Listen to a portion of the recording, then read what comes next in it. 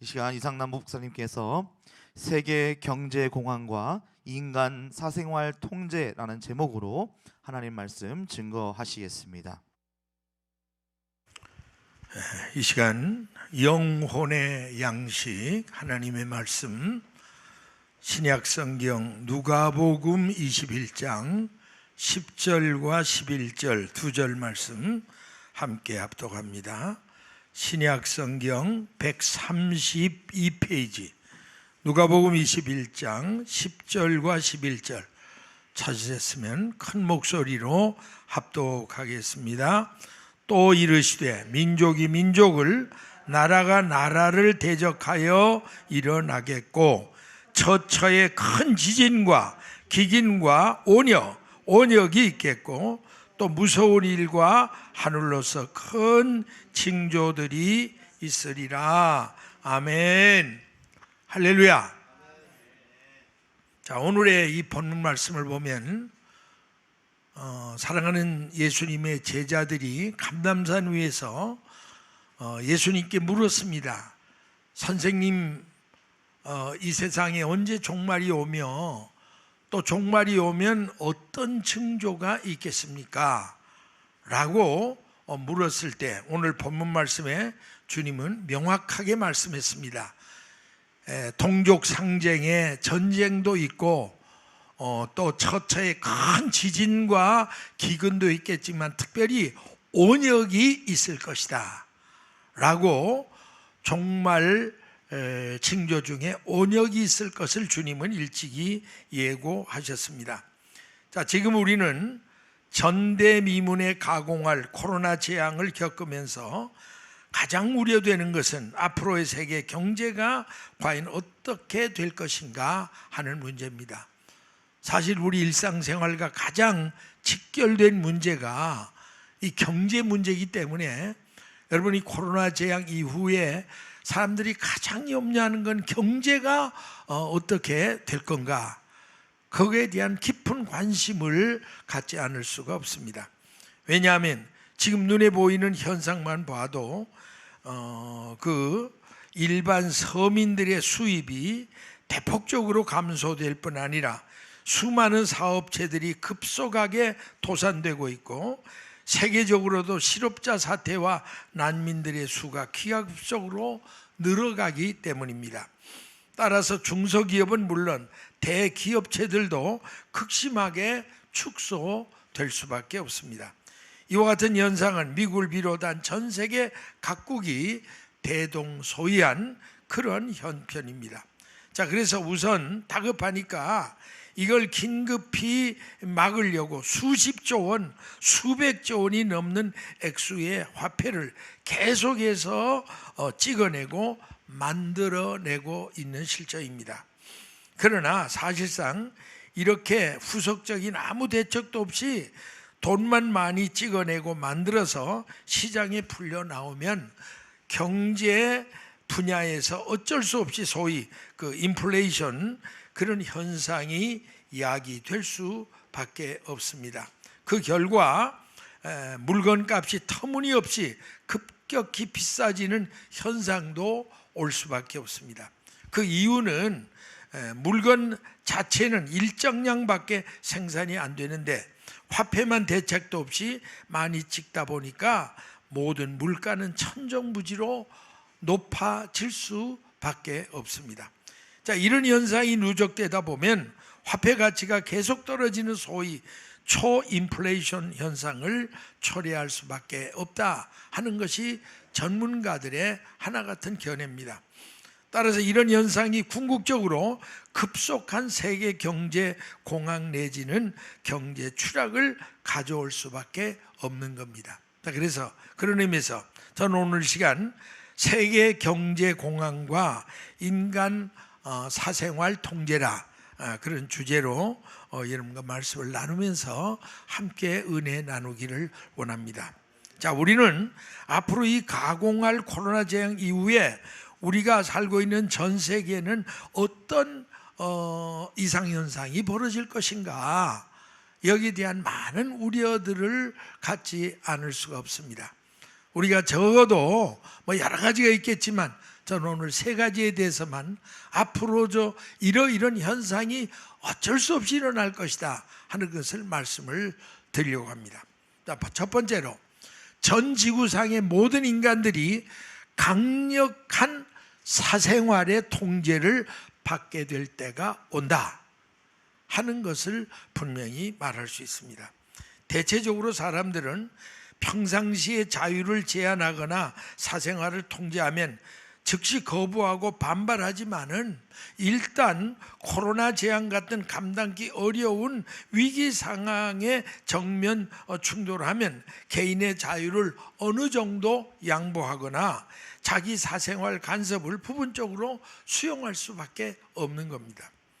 여러분, 가령 코로나 재앙이 없는 상태에서 정부나 통치자들이 마스크를 반드시 착용하고 사회거리를 지켜야 되고 자기 직장이나 또 음식점이나 스파나 공원 같은 것도 가서 안 되고 아무리 이 강권을 발동한다고 해도 거기에 순순히 따라줄 사람이 정말 얼마나 되겠습니까?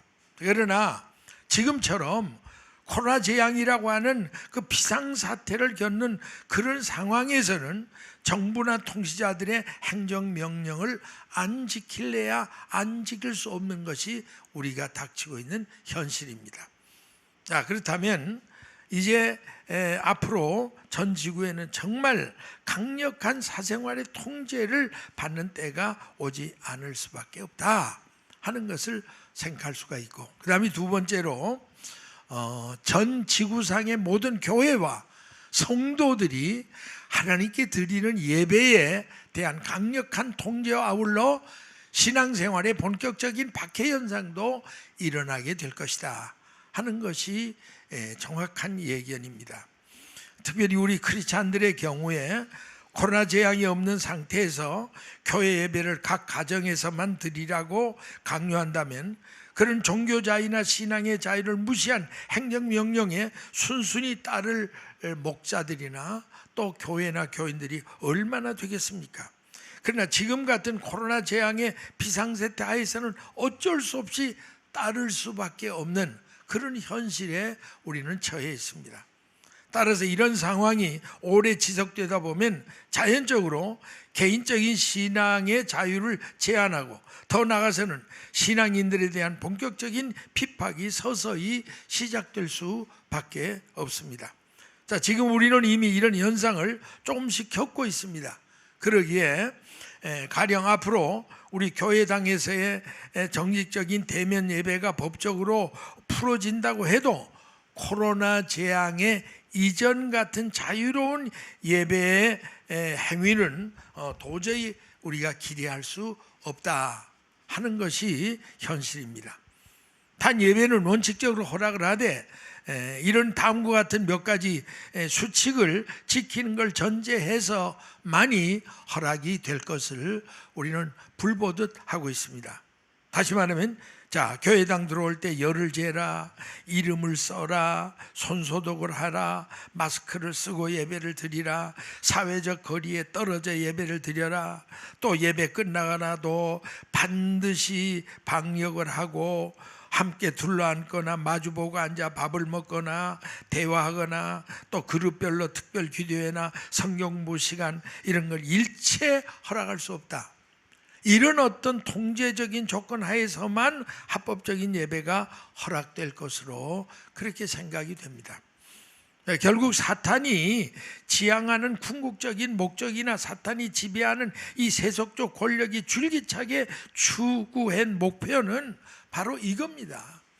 하나님을 대적하고 교회를 타락시키고 성도들을 박해하고 이런 모양으로 어떤 모양이든지 성도들을 괴롭게 하려고 하는데 그들의 최종적인 목적이 있습니다. 아울러 끝까지 박해에도 불구하고 목숨 걸고 충성하는 주의 종들, 성도들을 모질게 박해하고 죽이고자 하는데 사탄의 궁극적인 목적이 있습니다.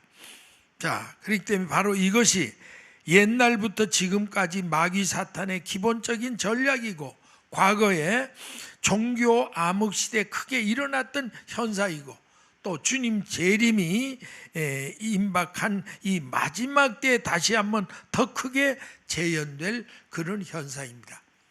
자, 우리가 쉽게 마태복음 24장, 마가복음 13장, 누가복음 21장 예수님의 징조장에서 어떤 말씀을 주고 있나 우리 잠시 살펴볼까요? 자, 먼저 마태복음 24장 9절부터 13절 우리가 설명하지 않아도 한번 여러분 읽으면 앞으로 어떤 그 신앙의 박해가 일어날까를 잘 설명합니다. 같이 읽습니다. 시작. 그때 사람들이 너희를 환난에 넘겨주겠고 너희를 죽이리니 너희가 내 이름을 위하여 모든 민족의 미움을 받으리라. 그때 많은 사람이 시험에 빠져 서로 잡아주고 서로 미워하겠고 거짓 선지자가 많이 일어나 많은 사람을 미혹하겠고 불법이 성함으로 많은 사람의 사랑이 식어질 것이다.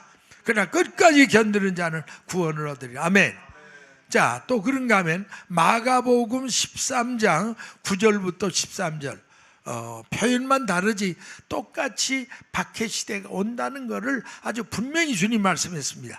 또 같이 한번 있으면 시작. 너희는 스스로 조심해라. 사람들이 너희를 공회에 넘겨주겠고 너희를 회당에 매질하겠고 나를 인하여 너희가 관장들과 임금들 앞에 서리니 이는 저에게 증거되려 함이라. 또 복음이 먼저 만국에 전파되어야 할 것이니라. 사람들이 너희를 끌어다가 넘겨줄 때 무슨 말을 할까 미리 염려치 말고 무엇인지 그 시에 너희에게 주는 그 말을 하라. 말하는 이는 너희가 아니요 성령이시니라. 형제가 형제를, 아비가 자식을 죽는데 내어주고 자식들이 부모를 대적하여 죽게 하리라. 또 너희가 내 이름을 인하여 모든 사람에게 미움을 받을 것이나 나중까지 건디는 자가 구원을 얻으리라. 자, 여러분 여기서 특별히 주목할 일은 앞으로 박해가 온다는 건 뭐 너무 확실한데 이때 무슨 말을 할까 미리 걱정할 건 없다. 왜? 그때 되면 너희 안에 계신 성령께서 할 말을 주시리라. 아멘. 이 말은 뭐냐면 여러분 진짜 걱정할 거는요, 이 박해 시대에 내가 성령 충만하지 않으면 안 돼요. 성령만 충만하면 어떤 박해 시대가 와도 박해자 앞에서 여러분이 변박할 수 있는 그런 말을 하나님이 주시겠다는 거 믿으시면 아멘 하시기 바랍니다. 그러니까 다른 거 없습니다. 여러분이 마지막 이 어려운 때일수록 기도하고 성령 충만한 성도가 돼야 돼요. 믿으시면 아멘 하시기 바랍니다. 자, 그런가 하면 또 누가복음 21장 12절부터 19절 결국 같은 말씀입니다. 자, 같이 읽습니다. 시작. 이 모든 일 전에 내 이름을 인하여 너에게 손을 대어 핍박하며 회당고에 넘겨주며 임금들과 관장들 앞에 끌려가리니와 일이 도리어 너에게 증거가 되리라. 그러면 너희는 변명할 것을 미리 연구치 않기로 결심하라. 내가 너희의 모든 대적이 능히 대항하거나 변박할 수 있는 구제와 지혜를 너에게 주리라. 심지어 부모와 형제와 친척과 벗이 너희를 넘겨주어 너희 중에 며칠 죽이게 하겠고 또 너희가 내 이름을 인하여 모든 사람에게 미움을 받을 것이나 너희 머리털 하나도 상치 아니하리라. 너희 인내로 너희 영혼을 얻으리라. 할렐루야. 마지막 때는 그렇기 때문에 인내의 믿음, 끝까지 견디는 인내의 믿음만이 여러분을 환난 속에 서서 승리하게 한다는 사실을 믿으시면 아멘 하시기 바랍니다. 자, 그렇다면 이제 앞으로 세 번째로 우리가 꼭 기억해야 할 사실이 뭐냐면요, 전 지구상의 모든 성도들은 하나님께서 주신 재물과 시간을 올바로 관리하지 못한다면 주님께서 재림하신 날 반드시 책망과 심판을 받게 될 것이다. 이거 여러분이 아주 중요한 대목입니다. 여러분 지금 코로나 재앙이 시작돼서 지원되는 나와 여러분 시험 기간입니다. 하나님이 여러분의 믿음을 시험해 보시는 거예요. 이때 여러분이 정말 신앙생활을 제대로 해야 주님이 오시면 심판날에 우리가 책망과 심판을 받지 않는다는 사실입니다. 여러분 마태복음 25장 19절에 무슨 말씀이 있죠? 오랜 후에 종들의 주인이 돌아와 자기와 회개할세. 자, 주님이 여기 이제 달란트의 비유 속에 저는 이 대목이 늘 두려운 말씀입니다. 오랜 후에 때가 되면 종들의 주인 누구예요? 재림하실 주님이 돌아온다. Second coming. 이 땅에 주님이 재림한다. 여러분, 이 땅에 주님이 재림할 거 믿습니까? 그걸 말하는 거예요. 반드시 돌아와 제일 먼저 뭐 하느냐? 저희가 회개한다. 여러분, 한 사람 한 사람과 결산을 한다, 그 말이에요. 네. 그동안 도대체 너는 마지막 때 어떻게 살았느냐? 개인 사생활을 하나하나 점검하고 회개하고 서로 결산할 때가 온다. 자, 그러면 그 결과가 어떻게 돼요? 그 결과 29절 30절에 보면 그 달란트의 비유를 쭉 얘기하다 결론으로 이런 말을 합니다. 물을 있는 자는 받아 풍족하게 되고, 이건 뭐냐면 이제 2달란트 받은 자, 5달란트 받은 자는 가서 바로 장사해서 갑자기 일을 남겼으니까 그걸 말하는 거고. 근데 유독히 1달란트 받은 자는 전혀 일을 남기지 않고 마지막 녹슨 돈 1달란트 그것만 주인 앞에 가져왔을 때 주님이 하신 말씀이에요. 너희가 내가 준 달란트로 정말 하나님 앞에 바로 산 사람은 그 준 거 외에 내가 더 넉넉하게 줄 것이고, 그러나 1달란트 받은 악하고 게으른 종 같은 사람들은 그 있는 것까지도 그것마저도 내가 빼앗길 것이다. 그리고 이 무익한 종, 전혀 달란트를 남기지 않고 그저 본전 신앙으로 가진 그 무익한 종은 바깥 어두운 데 내어 쫓으라. 거기서 슬피 울며 이를 갈미 있으리라. 여러분, 이거 보면 주님이 빨리 오셔야 된다는 것은 확실하지만, 여러분이 무조건 주님이 빨리 오시는 것만 상수가 아닙니다. 여러분이 지금 준비 안 된 상태에서 제대로 달란트를 가지고 아무 봉사도 안 하고 전도도 안 하고 선교도 안 하고 그저 교회만 왔다 갔다 하는 정도의 기본 신앙만 가지면 오히려 그날에 주님에게 쫓겨서 바깥 어두운 데가 슬피 울며 이를 받는 부끄러운 구원을 받을 수밖에 없다. 그걸 여러분이 명심하셔야 됩니다. 자, 그렇다면 우리 종말시대 성도들은 하나님께서 주신 재물, 그리고 시간, 달란트, 이걸 어떻게 관리해야 되느냐? 여러분, 이거 굉장히 중요한 문제입니다. 제가 지난 시간도 말씀했고 때때로 말씀하지만 주님이 언제 오시느냐가 그렇게 중요하지 않아요. 언제 오셔도 여러분의 인생 결산 보고서를 내놓을 때 책망받지 않을 그런 삶을 지금 산다는 거, 이게 훨씬 더 중요하다는 거 믿으시면 아멘 하시기 바랍니다. 특별히 여러분이 이 물질 관리를 잘 하셔야 돼요. 그럼 우리는 어떻게 관리를 해야 되느냐? 제가 그 성경에 의지해서 두세 가지 아주 중요한 핵심만 말씀드립니다. 첫째, 우리 종말시대 성도들은 재물에 대한 지나친 욕심부터 끊어버려야 돼요. 아멘? 뭐부터요? 여러분이 물질에 대한 욕심부터 끊어야 돼요. 여러분이 욕심낸다고 돈이 벌려지는 거 아닙니다. 늘 그러지 않아요. 사람이 돈을 따라가면 망한다고. 돈이 사람을 따라와 줘야 돼요. 그러니까 여러분, 욕심낸다고 부자 되는 것도 아니고 더 잘 사는 것 절대는 아니라는 거. 그러니까 여러분이 마지막 때는요, 욕심을 비워야 돼요. 제일 먼저 이것이 주님의 오심을 준비하는 성도들이 할 일입니다. 자, 우리 누가복음 12장 16절 이하에, 자, 여기 이 말씀, 우리 이것도 여러분이 뭐 길게 설명하지 않아도 잘 아는 말씀이니까 한번 읽으면 무슨 내용인지 알아요. 같이 읽습니다. 시작. 또 비유로 저희 일러 가라사대 한 부자가 밭에 소출이 풍성하며 심중에 생각하여 가로되 내가 곡식 쌓아둘 곳이 없으니 어찌할꼬 하고 또 가로되 내가 이렇게 하리라. 내 곡간을 헐고 더 크게 짓고 내 모든 곡식과 물건을 거기 쌓아두리라. 또 내가 내 영혼에게 이르되 영혼아, 여러 해 쓸 물건을 많이 쌓아두었으니 평안히 쉬고 먹고 마시고 즐거워하자 하리라 하되 하나님은 이르시되 이 어리석은 자여, 오늘 밤에 내 영혼을 도로 찾으리니 그러면 내 예비한 것이 네 것이 되겠느냐 하셨으니 자기를 위하여 재물을 쌓아두고 하나님께 대하여 부여치 못한 자가 이와 같으리라. 아주 주님은 말세가 될수록 그저 자기만 알고 쌓으려고만 하지 하나님께 부여치 못한 자, 하나님께 드리는 거에 인색하는 자가 받을 심판이 바로 얼마나 무섭다는 걸 깨우쳐 준 말씀입니다. 자, 그런가 하면서 하나님의 종 사도 바울이 디모데전서 6장 7절 이하의 말씀 보세요. 자, 여기도 봐도 아주 너무 분명하게 말씀을 했어요. 우리가 세상에 아무것도 가지고 온 것이 없지 않느냐. 그러니까 갈 때도 아무것도 가지고 가지 못한다. 허허공공이라 그러죠. 에? 빈손 들고 왔다, 빈손 들고 간다. 그 욥도 그런 말을 했죠. 우리가 적신으로 왔은즉, 뭐예요? 뻘거벗은 몸으로 왔은즉, 적신으로 가올지라 뻘거벗은 몸으로 간다는 거죠. 그러면 우리는 어떻게 살아야 돼요? 우리가 먹을 것과 입을 것이 있으면 족한 줄로 알 것이니라. 아멘. 여러분, 먹을 거 입을 건 있잖아요. 그러니까 족해야 돼요. 그럼 어떻게 돼요? 그러지 못하고 부하려 하는 자들은 이제 이때부터 그 욕심이 우리 심판을 가져오는 거예요.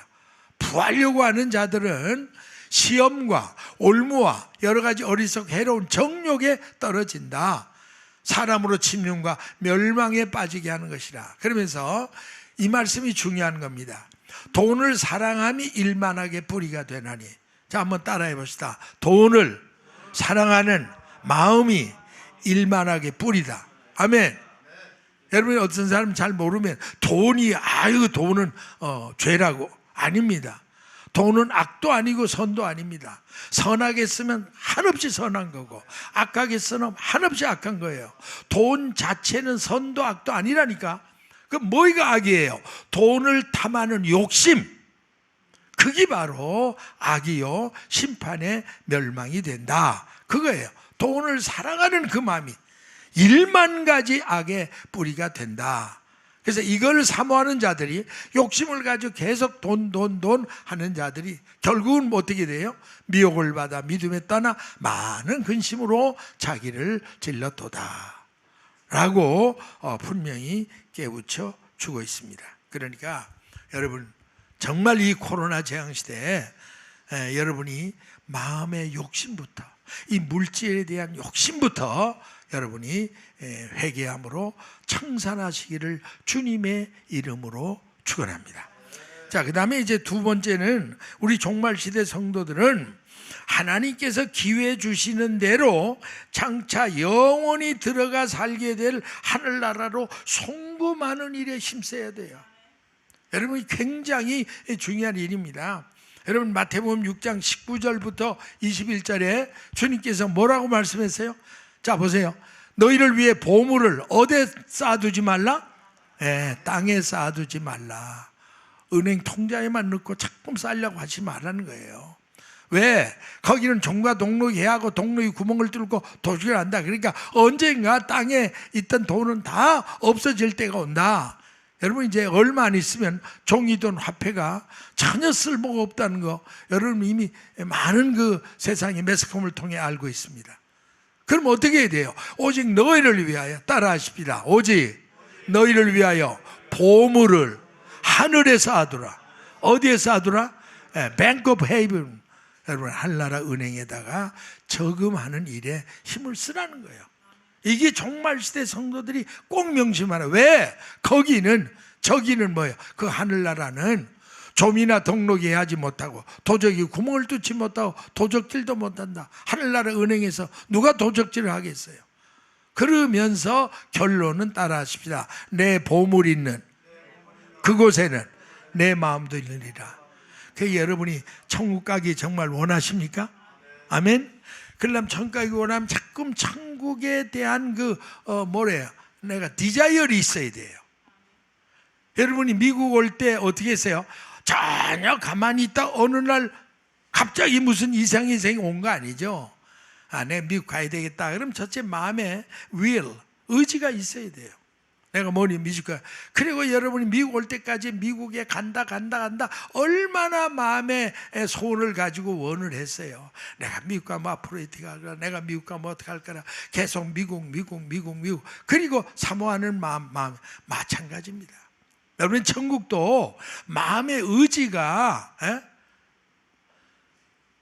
내가 하나께나 내 관심의 현주소가 천국에 있는 사람만이 천국에 들어가요. 아멘이십니까? 모든 마음이 세상에 다 있고 나중에 죽으면 어쩌다가 재수가 좋고 운명이 좋으면 천국 들어간다. 전혀 그런 법은 없어요. 성경에 그런 말은 없어요. 여러분이 천국 가는 사람은 자나깨나 여러분의 소원이 어디 있어야 돼요? 천국에 있어야 돼요. 이건 확실합니다. 하늘 가는 밝은 길이 내 앞에 있으니 슬픈 일을 많이 보고 늘 고생하여도 하늘 영광 밝음이 어두운 군을 헤치니 예수 공로 의지하여 항상 빛을 받아. 할렐루야. 저 높은 곳을 향하여 날마다 나갑니다. 내 뜻과 정성 다하여 하늘만 바라봅니다. 아멘.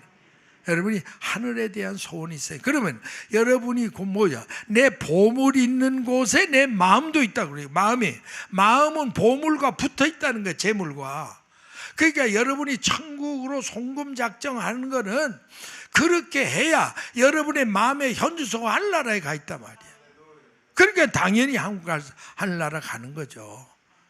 여러분 분명히 아셔야 돼요. 여러분 헌금 몇 푼 하는 거 목사 월급 주려고 하는 거 아니에요. 여러분 그 안에도 하나님은 하나님의 종들을 먹이셨어요. 교회에 운영비가 필요하니까 세금 짜냈다니 헌금이라는 개념을 버리세요. 그러니까 헌금을 부들부들 떨고 그렇게 인색하죠. 그게 아닙니다. 헌금은 여러분 스스로의 그 재물을 하늘나라에 쌓는 가장 확실한 방법이 헌금인 줄 믿으시면 아멘 하시기 바랍니다. 자, 그래서 우리가 조금 전에 말씀했잖아요. 다시 그 본문 말씀 보세요. 그 말씀 오직 거기는 그런 곳에 내 마음도 있다. 그렇게 분명히 말씀을 하고 있습니다. 그러니까 우리가 기회 주시는 대로 장차 영원히 들어가서 할 하늘나라로 이 송금한다는 거 아주 중요한 거 기억하셔야 돼요. 자, 우리가 어느 나라든지 이민을 가려고 하면 가장 먼저 자기가 가진 돈을 그 나라 돈으로 바꾸는 거 여러분 하죠. 한국에서 미국 업무들 몰라요. 요즘에는 그런 게 없지만은 옛날 우리 때만 해도요. 남대문 시장에 가면 달러 장사들 있잖아. 미국 갈 사람 전부가 뒷구멍으로 가서 달러를 바꿔요. 왜 그러겠어요? 미국 와서 살려면 돈이 있어야 되니까. 그렇게 해서 하나라도 한 푼이라도 더 정말 미국으로 송금해야 되겠다. 그리고 여러분이 다 했던 기억이 있지 않습니까? 그렇다면 우리 성경에 보면요. 하늘나라로 송금하는 최상의 그 방법이 바로 뭐냐? 전 목사로서 여러분이 지금 헌금에 대해서 말하는 게 아니에요. 여러분이 하늘나라 뱅크 오브 헤이븐에 여러분이 송금할 수 있는 방법이 성경에 보면 딱 여러 가지가 있지만 두 가지 방법이 있더라고. 하나는 선교헌금하는 거와 하나는 구제헌금하는 거. 이건 아주 확실히 개런티할 수 있는 송금 방법입니다. 저는 말씀대로 얘기해요. 여러분 누가복음 8장 1절부터 보세요. 예수께서 각성과 촌에 두루 다니시며, 이거 굉장히 중요한 말이 잘 보세요. 주님이 각성과 촌에 두루 다니며 하나님 말씀을 전파했어요. 그런데 주님이 혼자만 전한 게 아니에요. 복음을 전할 때 12 제자가 함께 했어요. 이거 안다는 거 굉장히 중요합니다. 예수님은 하나님이시니까 혼자 다니면서 예수 믿어라 하늘나라 가라기 외친 거 아닙니다. 예수님이 각성과 촌에 두루 다니면서 솔선수범에 하나님 나라를 반포할 때 반드시 그림자처럼 12 제자, 오늘 이건 주의 부름받은 종들이라고 볼 수 있죠. 제자가 함께 했어요. 그런데 그렇다고 예수님과 12 제자만 다니면서 했다면 선교비가 어디서 나와요? 예수님도 육신으로 오실 땐 잡숴야 살 거 아닙니까? 제자들도 먹어야 살 거 아닙니까? 여러분 그거 아셔야 돼요. 예수님이 돈 없으면 하늘나라 돈덩어리가 떨어지라 그래가 선교한 거 아닙니다. 주님이 한 푼도 하늘나라에서 돈을 갖다 쓰신 적이 없어요. 왜? 하늘나라에서 무슨 돈이 내려와요? 세상 돈은 세상 은행에서 있는 거죠. 그러니까 먼저 예수님이 앞장서니까 12제자 했어. 이건 다 헌신된 전적인 헌신 사역자들이에요. 뭐 이분들이 돈 버는 사람이 누가 있어요? 옛날 지갑 다 버리고 주려. 그러면 선교원금은 누가 되냐 이 말이에요. 그 뒤에 보세요. 또한 세 번째입니다. 악귀를 쫓아낸 거, 병고침을 받았던 여자들. 막달라 마리아 7귀신 들렸던 자리잖아요. 자 보세요. 7귀신이 들렸다가 나간 자 막달라 마리아, 또 헤롯의 청지 구사의 요한나, 또 수산나, 다른 여러 여자. 그러니까 각계각층의 신분에 속한 여자들이 함께하여 보세요. 그러면서 제일 중요한 게 이겁니다. 따라하십니다. 자기들의 소유로 저희를 섬기더라. 뭐로 저희를 섬겨요? 자기들의, 그 여자들이 자기 주머니 털어서 예수님과 12사도의 선교원금을 댔다 그 말이에요. 여러분이 이 대목에서 확실히 확인하세요. 예수님은 그냥 한번 기도 착 하면 뭐 하늘에서 돈이 탁탁탁 선교원금이 떨어져가지고 선교하고 다닌 거 아니에요. 하루 세끼 잡셔야 되잖아요. 주님도 제자들도. 근데 제자들도 한 푼도 안 버는 사람들이잖아요. 그럼 어떻게 선교가 됐냐고. 알고 보니까 각양각색에 구원받은 여자들. 그래서 교회에서도 보면 여자들 헌금 빼면 아마 교회가 운영이 안 될지도 몰라요. 이 성경적입니다. 그런데 자기들의 소유로 저희를 섬긴 거예요. 누구 다른 사람 주머니 믿고 다른 사람 헌금하는데 같이 그냥 덤태기로 같이 가는 그게 아니고, 자기가 먹고 쓸 생활비를 아껴서 거기서 하나님 앞에 한 푼 한 푼 예수님의 제자들의 전도비를 댄 거예요. 그러니까 주님이 3년 동안 수많은 사람을 전했어요. 여러분 이거 보면서 우리가 선교는요, 먼저 앞장서 선거하는 성령님이 앞장서 행하셔야 돼요. 아멘. 그리고 그 성령님이 인도에 따라 오늘 우리처럼 전적으로 헌신한 주의 종들이 또 따라가야 돼요. 그러나 아무리 우리끼리만 성령이 끌고 주의 종들만 나선다고 선교가 됩니까? 어디 뭐 공기 먹고 살 수 있어요? 안 되잖아요. 그러니까 평신도 여러분들이, 제지 여러분들이 자기들의 소유를 한 푼이라도 더 주님 앞에 선교비로 들여서 도와줘야 하늘나라의 천국 복음이 전파되는 줄 믿으시면 아멘 하시기 바랍니다. 자, 그래서 디모데전서 6장 17절부터 19절. 자, 이 말씀도 보면, 자, 우리 한번 읽기만 하겠습니다. 시작. 내가 이 세대에 부한 자들을 명하여 마음을 높이지 말고 정함이 없는 재물에 소망을 두지 말고 오직 우리에게 모든 것을 후히 주사 누리게 하시는 하나님께 두며 선한 일을 행하고 선한 사업에 부하고 나눠주기를 좋아하고 동정하는 자가 되게 하라. 이것이 장래 자기를 위하여 좋은 터를 쌓아 참된 생명을 취하는 것이다. 주님이 하신 말씀 중에 아주 심각한 말씀이십니다. 부자가 천국에 들어가는 것은 낙타가 바늘기 들어가는 거 어렵다. 불가능이라고 말씀했어요. 그런데 여기서 구멍이 하나 있어요. 그 부자들도 천국 갈 수 있는 특별한 스페셜 케이스가 있다. 그건 뭐예요? 그 부자 자신이 재물에 소망 두지 말고 주님께, 하나님께 소망 두고 선한 일, 선한 사업, 뭐예요? 구제 사업. 하나님이 선교원금 다음으로 기뻐하는 건 구제하는 겁니다. 가난한 사람들. 그렇게 되면 그런 부자들도 천국 들어갈 가능성이 있다라고 말씀을 하고 있습니다. 자, 성경 한 구절 더 볼까요? 잠언 19장 17절. 참 아주 재미있는 말씀이면서 뜻이 있습니다.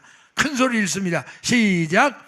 가난한 자를 불쌍히 여기는 것은 여호와께 꾸이는 것이니 선행을 갚아주시오. 할렐루야. 여러분 보세요. 가난한 사람 내가 도와주는 건 누구에게 돈 구워주는 거예요? 하나님께 돈 구워주는 거예요. 여러분 참 이런 말은 특별한 말씀입니다.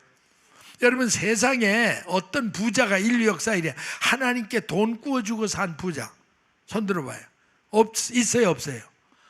있어요 없어요? 하나님께 돈 구워주고 사는 부자 없죠. 이제껏 있었어요 없어요? 없죠. 그러나 아무리 가난해도 하나님께 돈 구워주고 살 수 있는 성도가 되는 비결은 있어요. 아멘이십니까? 뭐예요? 가난한 사람 구제하면 하나님께 돈 구워주는 것 같아요. 여러분, 빌 게이츠가 그렇게 억대 감당할 수 없지만 재벌이지만 그 친구가 하는 일이 뭐예요? 지금 일루미나티, 프리메이슨이 앞잡이가 돼가지고 지금 인류를 6억 이내로 줄여야 된다. 그래서 이 코로나 재앙도 전부 거기서 맺는 거예요. 지금 백신도 전부 그래가지고 지금 만들어서 결국은 인류를 6억 이하로 줄이려고 하는 이런 흉계가 지금도 뒤에서 계속돼요. 그러니까 여러분이 돈 많은 게 복이 아니라 내가 가난해도 내가 성경 한두 번씩 드리고 가난한 사람 구제하는 그게 바로 하나님께 돈 구워주는 거다. 빌 게이츠도 못하는 하나님께 돈 구워주는 방법이 딱 한 가지인데 그게 바로 뭐예요? 구제헌금하는 거. 믿으시면 아멘 하시기 바랍니다. 나는 여러분들이 지금 다 어려운 때지만 이런 때일수록 여러분 하늘나라 성금작전에 힘쓰시는 저와 여러분 되시기를 주님의 이름으로 축복합니다. 결론입니다. 오늘 이 복된 주일 예배에 참석하신 동체 여러분, 그리고 이 시간 각 가정과 처소에서 온라인 예배를 함께 드리고 계신 사랑하는 재직과 성도 여러분, 오늘 시간 가공할 코로나 재앙 이후에 예견할 수 있는 앞으로의 전 세계는 어떤 현상이 벌어질 것인가 다시 한번 기억하시기를 바랍니다. 첫째가 뭐예요? 전 지구상의 모든 인간들이, 한번 같이 읽습니다. 시작. 전 지구상의 모든 인간들이 강력한 사생활의 통제를 받게 될 것이다. 각오하셔야 됩니다. 또 두 번째 같이 읽습니다. 시작. 전 지구상의 모든 교회와 성도들이 하나님께 드린 예배에 대한 강력한 통제와 아울러 신앙생활의 본격적인 박해 현상이 일어나게 될 것이다. 여러분 각오하셔야 됩니다. 자, 세 번째 더 크게 읽습니다. 시작. 전 지구상의 모든 성도들은 하나님께서 주신 재물과 시간을 올바로 관리하지 못한다면 주님께서 재림하신 날 반드시 책망과 심판을 받게 될 것이다. 여러분 아주 중요한 말씀입니다. 한번 따라 하십시다. 종말시대 성도 여러분, 때를 알고 깨어 준비합시다. 다시 한번 때를 알고 깨어 준비합시다.